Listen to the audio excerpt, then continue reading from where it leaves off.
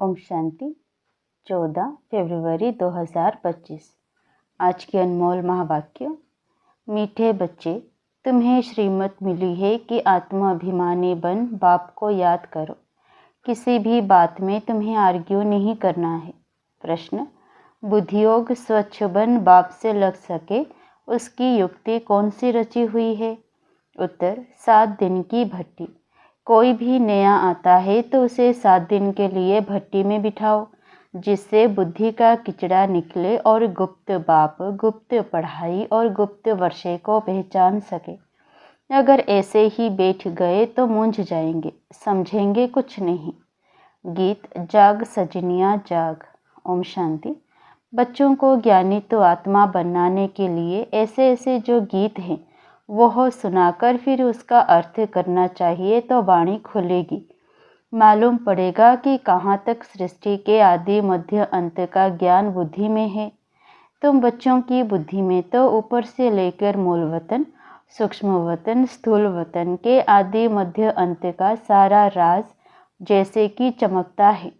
बाप के पास भी यह ज्ञान है जो तुमको सुनाते हैं। यह है बिल्कुल नया ज्ञान। भल शास्त्र आदि में नाम है, परंतु वह नाम लेने से अटक पड़ेंगे, डिबेट करने लग पड़ेंगे। यहाँ तो बिल्कुल सिंपल रीति समझाते हैं। भगवान वाच, मुझे याद करो, मैं ही पतित पावन हूँ। कभी भी श्री कृष्ण को व ब्रह्मा, विष्णु, शंकर आदि को पतित पावन नहीं कहेंगे। सूक्ष्म वतन वासियों को भी तुम पतित पावन नहीं कहते हो, तो स्थूल वतन के मनुष्य पतित पावन कैसे हो सकते? यह ज्ञान भी तुम्हारी बुद्धि में ही है। शास्त्रों के बारे में जास्ती आर्ग्यू करना अच्छा नहीं है। बहुत वाद विवाद हो जाता है। एक दो को लाठियां भी मारने लग पड़ते हैं। तुमको तो बहुत सहज समझाया जाता है। शास्त्रों की बातों में टू मच नहीं जाना है। मूल बात है ही आत्माभिमानी बनने की। अपने को आत्मा समझना है और बाप को याद करना है। यह श्रीमत है मुख्य। बाकी है डिटेल। बीज कितना छोटा है, बाकी झाड़ का विस्तार है। जैसे बीज में सारा ज्ञान समाया हुआ है, वैसे यह सारा ज्ञान भी बीज में समाया हुआ है। तुम्हारी बुद्धि में बीज और झाड़ आ गया है। जिस प्रकार तुम जानते हो और कोई समझ ना सके। झाड़ की आयु ही लंबी लिख दी है। बाप बैठ बीज और झाड़ व ड्रामा चक्र का राज समझाते हैं। तुम हो स्वदर्शन चक्रधारी। कोई नया आए, बाबा महिमा करे कि स्वदर्शन चक्रधारी बच्चों, तो कोई समझ ना सके। वह तो अपने को बच्चे ही नहीं समझते हैं। यह बाप भी गुप्त है तो नॉलेज भी गुप्त है, वर्षा भी गुप्त है। नया कोई भी सुनकर मूंझ पड़ेंगे। इसीलिए 7 दिन की भट्टी में बिठाया जाता है। यह जो 7 रोज भागवत व रामायण आदि रखते हैं, वास्तव में यह इस समय 7 दिन के लिए भट्टी में रखा जाता है। तो बुद्धि में जो भी सारा किचड़ा है वह निकाले और बाप से बुद्धियोग लग जाए। यहाँ सब हैं रोगी। सतयुग में यह रोग होते नहीं। यह आधा कल्प का रोग है। 5 विकारों का रोग बड़ा भारी है। वहाँ तो देही अभिमानी रहते हैं। जानते हो, हम आत्मा एक शरीर छोड़ दूसरा लेती हैं। पहले से साक्षात्कार हो जाता है। अकाले मृत्यु कभी होता नहीं। तुमको काल पर जीत पहनाई जाती है। काल काल महाकाल कहते हैं। महाकाल का भी मंदिर होता है। सिख लोगों का फिर अकाल तख्त है। वास्तव में अकाल तख्त यह भ्रुकुटी है, जहाँ आत्मा विराजमान होती है। सभी आत्माएं इस अकाल तख्त पर बैठी है। यह बाप बैठ समझाते हैं। बाप को अपना तख्त तो है नहीं, वह आकर इनका यह तख्त लेते हैं। इस तख्त पर बैठकर तुम बच्चों को ताउसी तख्त नशीन बनाते हैं। तुम जानते हो वह ताउसी तख्त कैसा होगा, जिस पर लक्ष्मी नारायण विराजमान होते होंगे। ताउसी तख्त तो गाया हुआ है ना। विचार करना है, उनको भोलानाथ भगवान क्यों कहा जाता है? भोलानाथ भगवान कहने से बुद्धि ऊपर चली जाती है। साधु संत आदि उंगली से इशारा भी ऐसे देते हैं ना कि उनको याद करो। यथार्थ रीति तो कोई जान नहीं सकते। अभी पतित पावन बाप सम्मुख में आकर कहते हैं, मुझे याद करो तो तुम्हारे विकर्म विनाश हो जाएं। गारंटी है, गीता में भी लिखा हुआ है, परंतु तुम गीता का एक मिसाल निकालेंगे तो वह 10 निकालेंगे। इसलिए दरकार नहीं है, जो शास्त्र आदि पढ़े हुए हैं वह समझेंगे, हम लड़ सकेंगे। तुम बच्चे जो इन शास्त्रों आदि को जानते ही नहीं हो, तुम्हें उनका कभी नाम भी नहीं लेना चाहिए।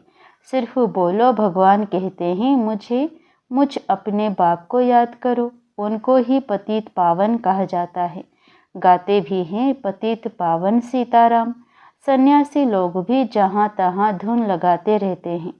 ऐसे मतांतर तो बहुत है ना।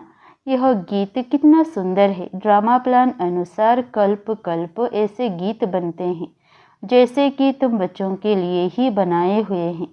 ऐसे ऐसे अच्छे अच्छे गीत हैं जैसे नयनहीन को राह दिखाओ प्रभु। प्रभु कोई श्री कृष्ण को थोड़े ही कहते हैं, प्रभु व ईश्वर निराकार को ही कहेंगे। यहाँ तुम कहते हो बाबा परमपिता परमात्मा है तो वह भी आत्मा ना। भक्ति मार्ग में बहुत ठुमच चले गए हैं। यहाँ तो बिल्कुल सिंपल बात है, अल्फ और बे। अल्फ अल्लाह, बे बादशाही, इतनी तो सिंपल बात है। बाप को याद करो तो तुम स्वर्ग के मालिक बनेंगे। बराबर यह लक्ष्मी नारायण स्वर्ग के मालिक संपूर्ण निर्विकारी थे, तो बाप को याद करने से ही तुम ऐसा संपूर्ण बनेंगे। जितना जो याद करते हैं और सर्विस करते हैं उतना वह ऊंचे पद पाते हैं। वह समझ में भी आता है। स्कूल में स्टूडेंट समझते नहीं है क्या कि हम कम पढ़ते हैं। जो पूरा अटेंशन नहीं देते हैं तो पिछाड़ी में बैठे रहते हैं तो ज़रूर फेल हो जाएंगे। अपने आप को रिफ्रेश करने के लिए ज्ञान के जो अच्छे अच्छे गीत बने हुए हैं उन्हें सुनना चाहिए। ऐसे ऐसे गीत अपने घर में रखने चाहिए। किसी को इस पर समझा भी सकेंगे कैसे माया का फेर से परछाया पड़ता है। शास्त्रों में तो यह बातें हैं नहीं कि कल्प की आयु 5000 वर्ष है। ब्रह्मा का दिन और ब्रह्मा की रात आधा आधा है। यह गीत भी कोई ने तो बनवाए हैं। बाप बुद्धिवानों की बुद्धि है तो कोई की बुद्धि में आया है जो बेच बनाया है। इन गीतों आदि पर भी तुम्हारे पास कितने ध्यान में जाते थे। एक दिन आएगा जो इस ज्ञान के गीत गाने वाले भी तुम्हारे पास आएंगे। बाप की महिमा में ऐसा गीत गाएंगे जो घायल कर देंगे। ऐसे ऐसे आएंगे। ट्यून पर भी मदार रहता है। गायन विद्या का भी बहुत नाम है। अभी तो ऐसा कोई है नहीं, सिर्फ एक गीत बनाया था। कितना मीठा, कितना प्यारा। बाप बहुत ही मीठा, बहुत ही प्यारा है। तब तो सब उनको याद करते हैं। ऐसे नहीं कि देवताएं उनको याद करते हैं। चित्रों में राम के आगे भी शिव दिखाया है। राम पूजा कर रहा है, यह है रॉन्ग। देवताएं थोड़े ही किसको याद करते हैं, याद मनुष्य करते हैं। तुम भी अभी मनुष्य हो, फिर देवता बनेंगे। देवता और मनुष्य में रात दिन का फर्क है। वही देवताएं फिर मनुष्य बनते हैं। कैसे चक्र फिरता रहता है किसी को भी पता नहीं है। तुमको अभी पता पड़ा है कि हम सच सच देवता बनते हैं। अभी हम ब्राह्मण हैं, नई दुनिया में देवता कहलाएंगे। अभी तुम वंडर खाते हो। यह ब्रह्मा खुद ही जो इस जन्म में पहले पुजारी था, श्री नारायण की महिमा गाते थे। नारायण से बड़ा प्रेम था। अब वंडर लगता है हम 100 बन रहे हैं तो कितना खुशी का पारा चढ़ना चाहिए। तुम हो नॉन वॉरियस, नॉन वायलेंस। सचमुच तुम डबल अहिंसक हो। ना काम कटारी ना वह लड़ाई। काम अलग है, क्रोध अलग चीज़ है। तो तुम हो डबल अहिंसक, नॉन वायलेंस सेना। सेना अक्षर से उन्होंने फिर सेनाएं खड़ी कर दी है। महाभारत लड़ाई में मेल्स के नाम दिखाए हैं, फीमेल्स नहीं है। वास्तव में तुम हो शिव शक्तियाँ। मेजॉरिटी तुम्हारी होने कारण शिव शक्ति सेना कहा जाता है। यह बातें बाप ही बेट समझाते हैं। अभी तुम बच्चे नवयुग को याद करते हो। दुनिया में कोई को भी नवयुग का मालूम नहीं है। वह तो समझते हैं नवयुग 40,000 वर्ष बाद आएगा। सतयुग नवयुग है, यह तो बड़ा क्लियर है। तो बाबा राय देते हैं ऐसे ऐसे अच्छे गीत भी सुनकर रिफ्रेश होंगे और किसी को समझाएंगे भी। यह सब युक्तियां हैं, इनका अर्थ भी सिर्फ तुम ही समझ सकते हो। बहुत अच्छे अच्छे गीत हैं अपने को रिफ्रेश करने के लिए। यह गीत बहुत मदद करते हैं। अर्थ करना चाहिए तो मुख भी खुल जाएगा, खुशी भी होगी। बाकी जो जास्ती धारणा नहीं कर सकते हैं उनके लिए बाप कहते हैं, घर बैठे बाप को याद करते रहो। गृहस्थ व्यवहार में रहते सिर्फ यह मंत्र याद रखो, बाप को याद करो और पवित्र बनो। आगे पुरुष लोग पत्नी को कहते थे, भगवान को तो घर में भी याद कर सकते हैं, फिर मंदिरों आदि में भटकने की क्या दरकार है। हम तुमको घर में मूर्ति दे देते हैं, यहाँ बैठ याद करो, धक्का खाने क्यों जाती हो। ऐसे बहुत पुरुष लोग स्त्रियों को जाने नहीं देते थे। चीज़ तो एक ही है, पूजा करना है और याद करना है। जबकि एक बार देख लिया फिर तो ऐसे भी याद कर सकते हैं।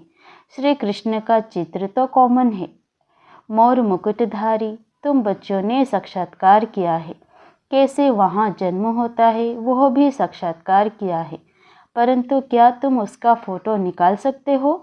एक्यूरेट कोई निकाल ना सके, दिव्य दृष्टि से सिर्फ देख ही सकते हैं, बना नहीं सकते। हाँ, देखकर वर्णन कर सकते हो, बाकी वह पेंट आदि नहीं कर सकते। भल होशियार पेंटर हो, साक्षात्कार भी करे तो भी एक्यूरेट फीचर्स निकाल ना सके। तो बाबा ने समझाया है, कोई से आर्ग्यू जास्ती नहीं करना है। बोलो तुमको पावन बनने से काम और शांति मांगते हो तो बाप को याद करो और पवित्र बनो। पवित्र आत्मा यहाँ रह ना सके, वह चली जाएगी वापस। आत्माओं को पावन बनाने की शक्ति एक बाप में है और कोई पावन बना नहीं सकता। तुम बच्चे जानते हो यह सारी स्टेज है, इस पर नाटक होता है। इस समय सारी स्टेज पर रावण का राज्य है, सारे समुद्र पर सृष्टि खड़ी है। यह बेहद का टापू है, वह है हद के, यह है बेहद की बात, जिस पर आधा कल्प देवी राज्य आधा कल्प आसुरी राज्य होता है। यूँ खंड तो अलग अलग हैं, परंतु यह है सारी बेहद की बात। तुम जानते हो हम गंगा जमुना नदी के मीठे पानी के कंठे पर ही होंगे, समुद्र आदि पर जाने की दरकार नहीं रहती। यह जो द्वारिका कहते हैं वह कोई समुद्र के बीच होती नहीं है, द्वारिका कोई दूसरी चीज़ नहीं है। तुम बच्चों ने सब साक्षात्कार किए हैं। शुरू में यह संदेशी और गुलजार बहुत साक्षात्कार करती थी। इन्होंने बड़े पाठ बजाए हैं, क्योंकि भट्टी में बच्चों को बहलाना था, तो साक्षात्कार से बहुत बहुत बहले हैं। बाप कहते हैं फिर पिछाड़ी में बहुत बहलेंगे, वह पाठ फिर और है। गीत भी है ना, हमने जो देखा सो तुमने नहीं देखा। तुम जल्दी जल्दी साक्षात्कार करते रहेंगे। जैसे इम्तिहान के दिन नज़दीक आते हैं तो मालूम पड़ जाता है कि हम कितने मार्क्स से पास होंगे।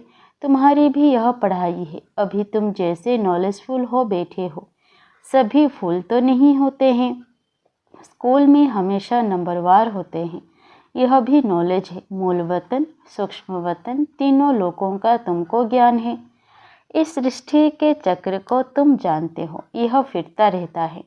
बाप कहते हैं तुमको जो नॉलेज दी है यह और कोई समझा ना सके।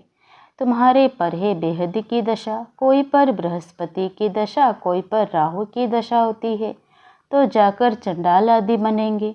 यह है बेहद की दशा, वह होती है हद की दशा। बेहद का बाप बेहद की बातें सुनाते हैं, बेहद का वर्षा देते हैं। तुम बच्चों को कितनी ना खुशी होनी चाहिए। तुमने अनेक बार बादशाही ली है और गवाई है, यह तो बिल्कुल पक्की बात है। Nothing new. तब तुम सदैव हर्षित रह सकेंगे, नहीं तो माया घुटका खिलाती है। तो तुम सभी आशिक हो एक माशूक के, सब आशिक उस एक माशूक को ही याद करते हैं, वह आकर सभी को सुख देते हैं। आधा कल्प उनको याद किया है, अब वह मिला है तो कितनी खुशी होनी चाहिए। अच्छा, मीठे मीठे सिकिलधे बच्चों प्रति माता पिता बाप दादा का याद प्यार और गुड मॉर्निंग। रूहानी बाप की रूहानी बच्चों को नमस्ते। धारणा के लिए मुख्य सार है, पहला, सदैव हर्षित रहने के लिए नथिंग न्यू का पाठ पक्का करना है। बेहद का बाप हमें बेहद की बादशाही दे रहे हैं, इस खुशी में रहना है। दूसरा, ज्ञान के अच्छे अच्छे गीत सुनकर स्वयं को रिफ्रेश करना है, उनका अर्थ निकालकर दूसरों को सुनाना है। वरदान, माया के संबंधों को डाइवर्स दे, बाप के संबंध से सौदा करने वाले मायाजीत मोहजीत भव। अब स्मृति से पुराना सौदा कैंसिल कर सिंगल बनो। आपस में एक दो के सहयोगी भल रहो, लेकिन कंपेनियन नहीं। कंपेनियन एक को बनाओ तो माया के संबंधों से डाइवर्स हो जाएगा। मायाजीत मोहजीत विजय रहेंगे। अगर जरा भी किसी में मोह होगा तो तीव्र पुरुषार्थी के बजाय पुरुषार्थी बन जाएंगे। इसलिए क्या भी हो, कुछ भी हो, खुशी में नाचते रहो। मिरवा मौत मलों का शिकार, इसको कहते हैं नष्टमोह। ऐसा नष्टमोह रहने वाले ही विजय माला के दाने बनते हैं। स्लोगन, सत्यता की विशेषता से डायमंड की चमक को बढ़ाओ। अव्यक्त इशारे, एकांत प्रिय बनो, एकता और एकाग्रता को अपनाओ। बाप दादा चाहते हैं कि हर बच्चा एक श्रेष्ठ स्थिति के आसनधारी, एकांतवासी, अशरीरी, एकता स्थापक, इकोनॉमी, एक नामी का अवतार बने। एक दो के विचारों को समझ सम्मान दे, एक दो को इशारा दे, लेन देन कर आपस में संगठन की शक्ति का स्वरूप प्रत्यक्ष करे, क्योंकि आपके संगठन के एकता की शक्ति सारे ब्राह्मण परिवार को संगठन में लाने की निमित्त बनेगी। अच्छा, ओम शांति।